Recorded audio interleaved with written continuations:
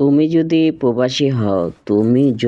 প্রবাসী হও তাহলে আজকের এই ভিডিওটি তোমার জন্য। যদি এখানে কম পয়সা, তারপরও এটা বাংলাদেশের টাকায় অনেক অনেক টাকা। আপনি যদি প্রবাসের থেকে অল্প অল্প করে যদি আপনি বছর কয়েক থাকেন, বছর কয়েকে আপনি 1 টাকা 2 টাকা 5 টাকা 50 টাকা করে যদি আপনি রাখেন, বাংলাদেশের টাকায় একদিন আপনি যদি 5 বছর থাকেন, 5 বছর হবে আপনার 5 লাখ। চাইলে সম্ভব আপনি প্রবাসের থেকে অল্প অল্প করে কিছু পয়সা আপনি সঞ্চয় করে আপনার রুমে, আপনার ব্যাগের ভিতর আপনি অল্প অল্প করে জমাতে পারেন। এটা অনেক প্রবাসী ভাই করে।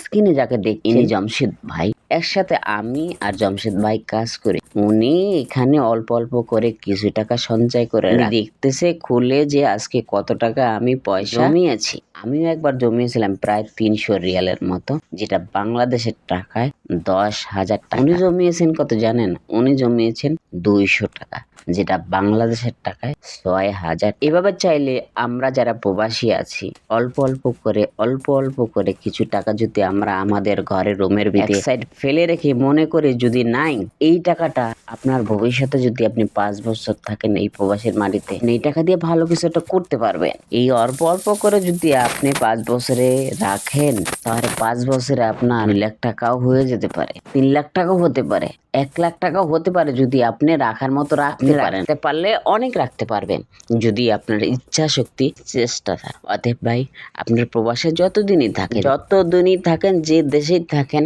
আপনি অল্প অল্প করে নিজের জন্য কিছু সঞ্চয় করে এই প্রবাসের মাটিতে যা পান, খুচরা পয়সা যা পান, টাকা যা পান, এটা আপনার ঘরে আপনার ব্যাগের ভিতরে ফেলে রাখেন। আপনি যখন বাংলাদেশে যাবেন, তখন এই টাকাটা আপনার যে কোনো একটা কাজে খরচার জন্য আপনার প্রয়োজন হবে। এটা সবচেয়ে বেটার।